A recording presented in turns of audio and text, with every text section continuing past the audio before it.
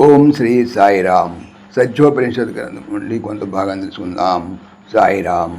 ప్రశ్న: భగవాన్, ఆహార నియమాలు ఆధ్యాత్మిక ప్రగతికి అవసరమా? మీ దివ్య బోధన చేత ప్రభావితులై ఈనాడు ప్రపంచంలో సాయి భక్తులందరూ శాకాహారులు అవుతున్నారు. ఇది అద్భుత పరిణామం. ఆహార నియమాల గురించి దయతో తెలుపవలసిందిగా ప్రార్థిస్తున్నాను. మీరు తప్ప మాకెవరున్నారు? ఏ చిన్న విషయమైనా కరుణతో మీరే చెప్పాలి. బాబా: ఎట్టి ఆహారము అట్టి మనస్సు, ఎట్టి మనస్సు అట్టి తలంపులు, ఎట్టి తలంపులు అట్టి కర్మలు, ఎట్టి కర్మలో అట్టి ఫలితాలు ఉంటాయి. కనుక అన్నింటికీ ఆహారం ప్రధానం. ఆహారానికి నియమం అవసరం. ఫుడ్, హెడ్, గాడ్, ఈ మూడు వరుసక్రమాలు ఉంటాయి. ఫుడ్ ఎలాంటిదో హెడ్ అలాంటిదిగా ఉంటుంది.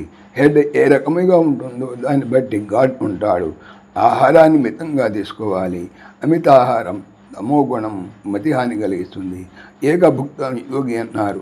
దినమునకు ఒక తూరి మాత్రమే భోజనం చేసేవాడు యోగి. ద్విభుక్తం భోగి, 2 తూర్లు భోజనం చేసేవాడు భోగి. త్రిభుక్తం రోగి, 2 తూర్ల కంటే అధికంగా ఆహారాన్ని భుజించేవాడు రోగి. సాత్విక ఆహారం వలన సాత్వికమైన మనస్సు, రజోగుణమైన ఆహారం వలన మానసిక ఉద్రేకాలు, అలజడులు, మాంసభక్షణం వలన తమోగుణం ఏర్పడతాయి. మాంసభక్షణము జంతు ప్రవృత్తికి దారితీస్తుంది.